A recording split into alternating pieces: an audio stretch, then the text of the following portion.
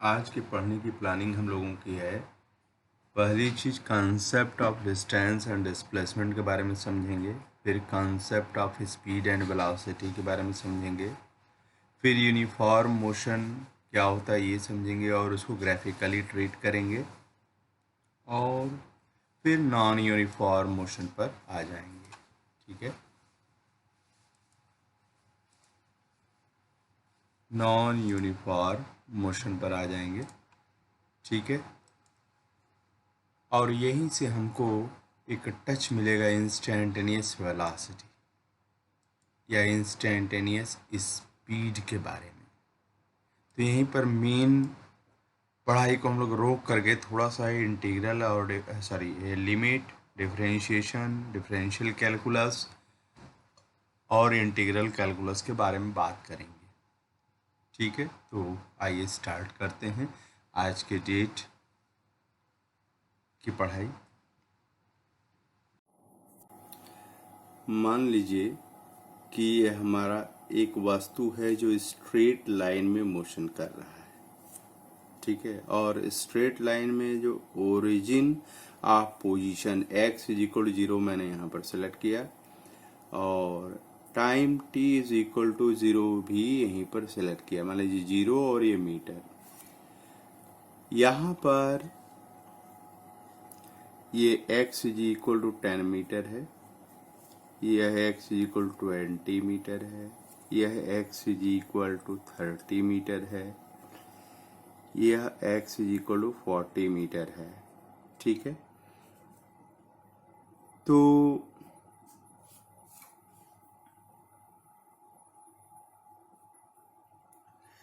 यहाँ पर मान लेते हैं t इज इक्वल टू यह 5 सेकेंड में आ गया, यहाँ t is equal to 10 second में आ गया, यहाँ पर 15 सेकेंड में आ गया, यहाँ पर 20 सेकेंड में आ गया। तो जैसे जैसे समय बदल, अच्छा इधर वाली पोजीशन क्या होगी, आप देखिए ओरिजिन से लेफ्ट हैंड साइड वाला जो लेंगे वो माइनस में आएगा, ये तो -10 मीटर हो जाएगा। इसी तरह से इधर बढ़ा सकते हैं। तो वन डायमेंशनल मोशन के स्टडी के लिए हम लोगों ने पहले सिलेक्शन ऑफ द ओरिजिन किया, सिलेक्शन ऑफ द टाइम किया, पोजीशन को मेजर करने के लिए यूनिट का सिलेक्शन क्या किया, मीटर, और टाइम को मेजर करने के लिए यूनिट का सिलेक्शन किया सेकेंड। लकीली यहाँ पर क्या है कि ओरिजिन ऑफ पोजीशन और ओरिजिन ऑफ टाइम सेम जगह ले रहे हैं। ठीक है, अब मान लीजिए कि वस्तु जो है 15 सेकंड के बाद ए पॉइंट पर आई। ठीक है, t इज इक्वल टू 0 समय पर वह O पर थी। t इज इक्वल टू 0 समय पर वह पोजीशन जो थी उसकी O पर थी, यानी 0 मीटर पर थी।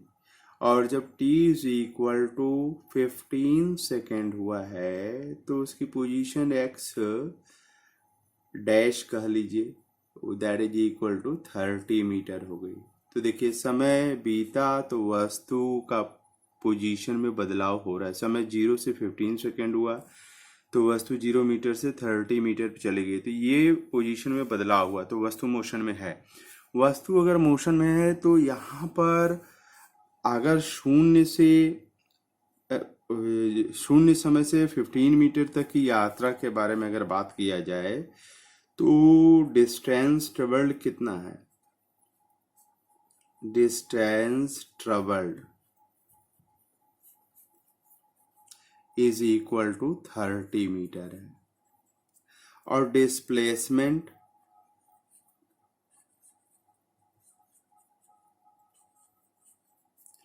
इज इक्वल टू भी क्या है, 30 मीटर है। लगता है कि दोनों समान है ना, डिस्टेंस ट्रेवल्ड और डिस्प्लेसमेंट समान लग रहा है लेकिन है नहीं।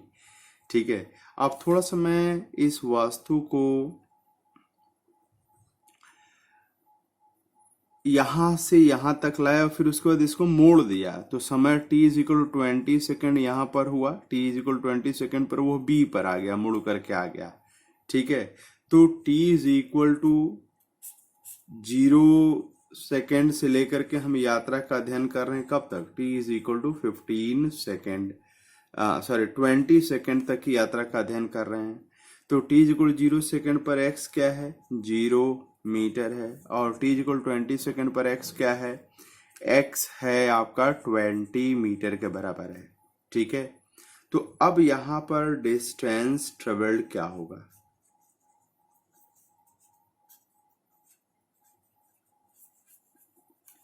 बराबर क्या होगा, और डिस्प्लेसमेंट क्या होगा, ये सब चीजें आप लोगों ने क्लास 9th में पढ़ी होंगी, तो आप बता सकते हैं कि डिस्प्लेसमेंट क्या होगा। ठीक है, तो distance travelled means actual path length travelled in a journey. तो वस्तु कहाँ से कहाँ तक गई, ओ से ए तक गई और ए से पुनः वापस बी तक आई।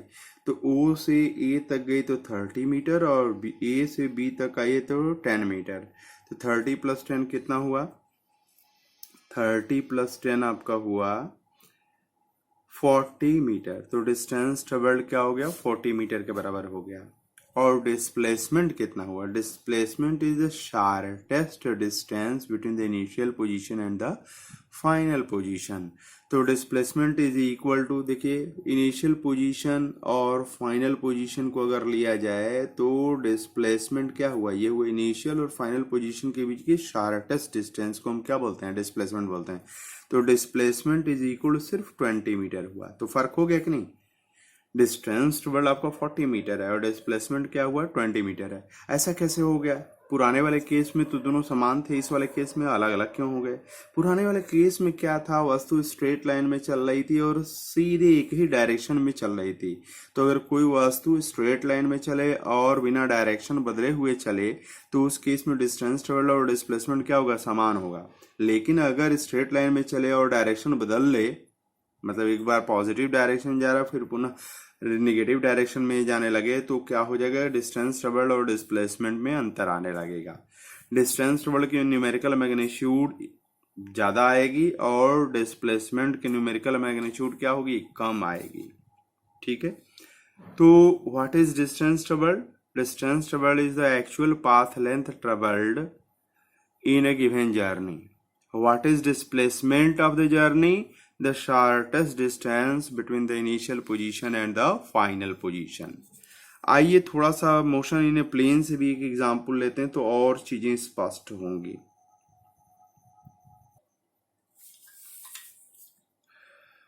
मान लीजिए कोई वस्तु अपनी यात्रा ओ से स्टार्ट करती है, ओ से ए पर जाती है, ओ से फिर बी पर जाती है, और ये 4 मीटर की यात्रा है, और ये 90 डिग्री पर मुड़ जा करके यहाँ पर फिर 3 मीटर की यात्रा करती है।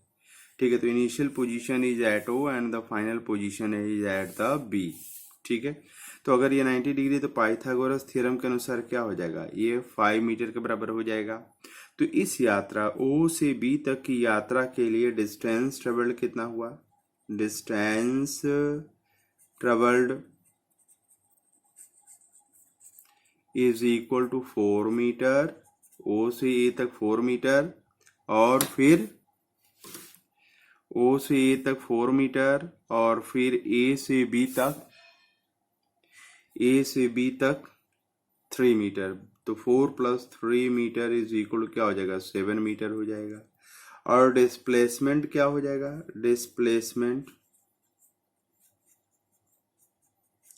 डिस्प्लेसमेंट क्या होगा, इनिशियल पोजीशन और फाइनल पोजीशन के बीच में शार्टेस्ट डिस्टेंस जो है उसको हम डिस्प्लेसमेंट बोलते हैं। ठीक है, तो यहाँ पर डिस्प्लेसमेंट क्या हुआ, डिस्प्लेसमेंट आपका 5 मीटर ही इक्वल हुआ। पाइथागोरस थ्योरम के अनुसार से निकालेंगे तो ये 5 मीटर आएगा। इसका पाथ से कुछ लेना देना नहीं है, हाँ डिस्टेंस ट्रेवल का पाथ से लेना देना है। तो मैं समझता हूँ कि डिस्टेंस ट्रेवल और डिस्प्लेसमेंट फॉर द जर्नी आपको क्लियर हो गया होगा।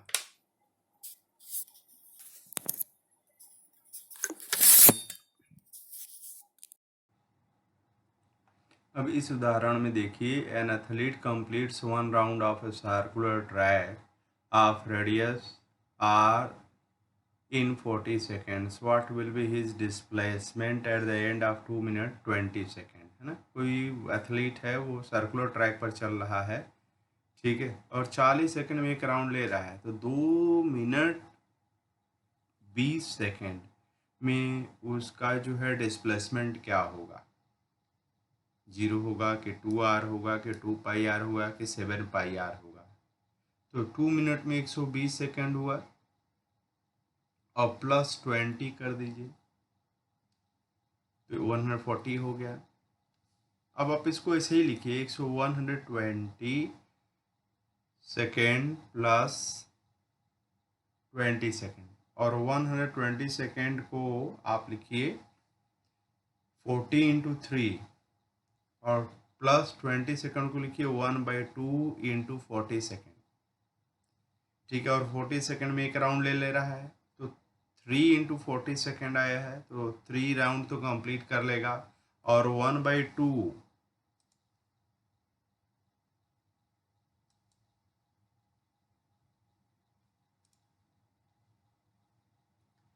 1/2 राउंड और जाएगा, तो इसका मतलब डायमेट्रिकली अपोजिट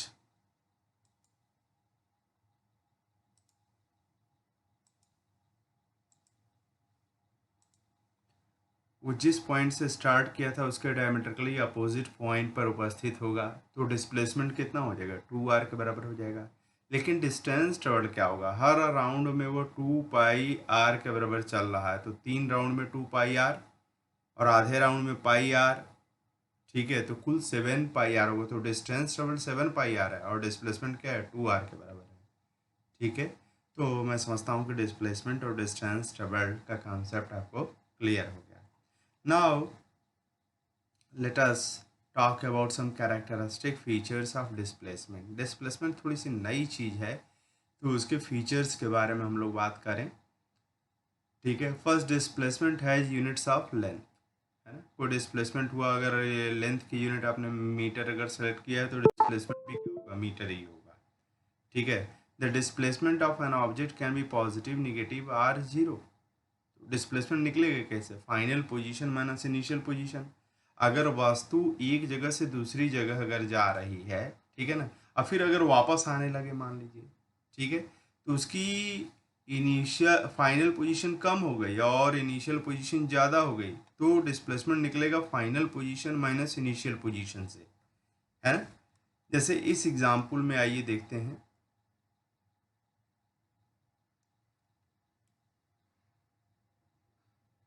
इस एग्जाम्पल में अगर देखा जाए कि वस्तु ओ से चल रही है, ए पर पहुंची और ए से कहाँ गई, बी पर आई। तो ए से बी की यात्रा के लिए हमें डिस्प्लेसमेंट क्या होगा, पॉजिटिव होगा। यहाँ पर बी की पोजीशन है x2 और ए की पोजीशन क्या है, x1 है।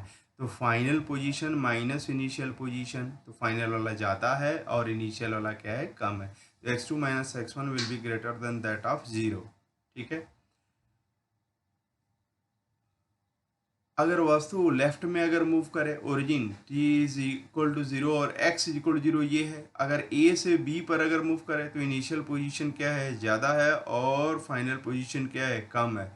लेकिन डिस्प्लेसमेंट निकलेगा कैसे, final position minus initial position. तो x2 माइनस x1 करेंगे तो देखिए x2 इतना ही है और x1 कितना है, इतना है, तो ये माइनस निगेटिव आ जाएगा। ठीक है, ओके।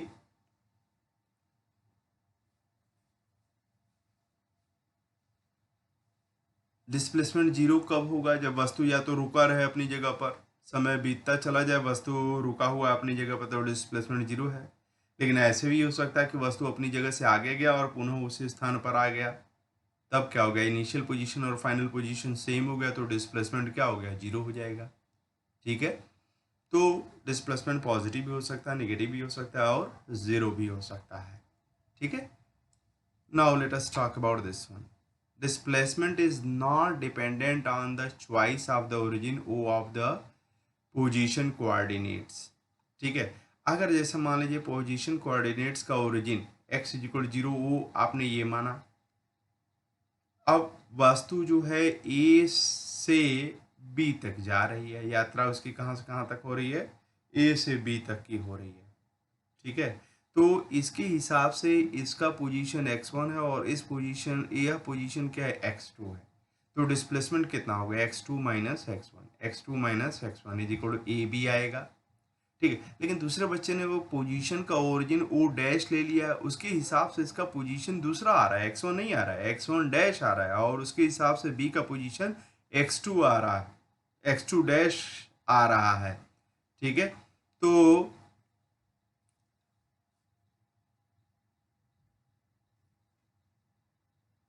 उसके हिसाब से डिस्प्लेसमेंट कितना हुआ, x2 dash minus x1 dash, दोनों ही ए बी की लेंथ बता रहे हैं तो दोनों बराबर होने चाहिए, x2 minus x1 is equal to x2 dash minus x1 dash. ठीक है, तो किसी भी यात्रा के डिस्क्राइब करने के लिए जब हम पोजीशन मेजरमेंट करते हैं तो उसके लिए ओरिजिन ऑफ पोजीशन का चयन करना पड़ेगा, और जब चयन करेंगे तो उससे डिस्प्लेसमेंट पर फर्क नहीं पड़ेगा। पहला बच्चा यहाँ पर origin of X is equal zero ले रहा है, दूसरा बच्चा एक्स इजिकल जीरो यहाँ लेकर के कर रहा है, उसी उसी मोशन को स्टडी कर रहा है, तो उससे डिस्प्लेसमेंट पर फर्क नहीं पड़ेगा। किस पर फर्क पड़ेगा, पोजीशंस पर फर्क पड़ेगा। ये वाला बच्चा कहेगा कि इसकी पोजीशन x1 डैश है और ये इसकी पोजीशन ये x2 डैश है, और यह वाला बच्चा यहाँ जिसने ओरिजिन को ओ पर लिया है वो कहेगा कि पहले शुरू में जो है वो x1 पोजीशन पर था, अब x2 पोजीशन पर चला गया है। ठीक है, लेकिन डिस्प्लेसमेंट पर कोई फर्क नहीं पड़ेगा। ठीक है, फोर्थ पॉइंट आइए, the actual distance travelled by an object in a given time interval is greater than or equal to the magnitude of the displacement, है ना।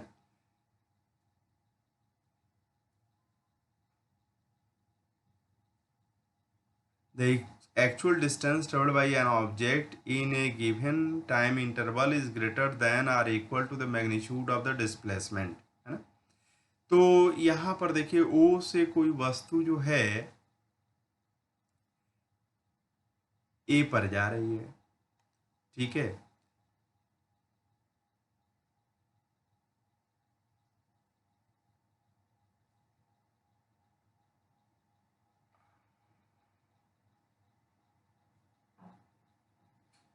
ओ से बी पर गई, बी से ए पर गई, ठीक है, तो उसका डिस्प्लेसमेंट ओ से ए पर कितना हुआ, 1 यूनिट, 2 यूनिट, 3 यूनिट, 4 यूनिट और 5 यूनिट, 5 यूनिट के बराबर हुआ।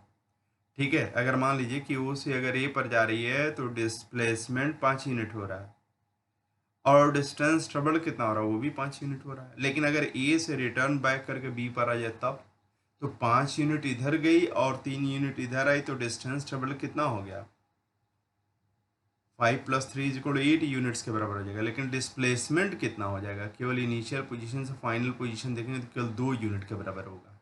ठीक है, तो यहाँ पर डिस्प्लेसमेंट कम हो गया और डिस्टेंस ट्रेवल क्या हो गया, ज़्यादा हो गया। तो डिस्प्लेसमेंट न्यूमेरिकली किसी यात्रा के लिए डिस्टेंस ट्रेवल से ज़्यादा नहीं हो सकता है, अधिक से अधिक होगा तो बराबर होगा। और वो कब बराबर होगा, जब वस्तु स्ट्रेट लाइन में चले और डायरेक्शन में बदलाव ना हो।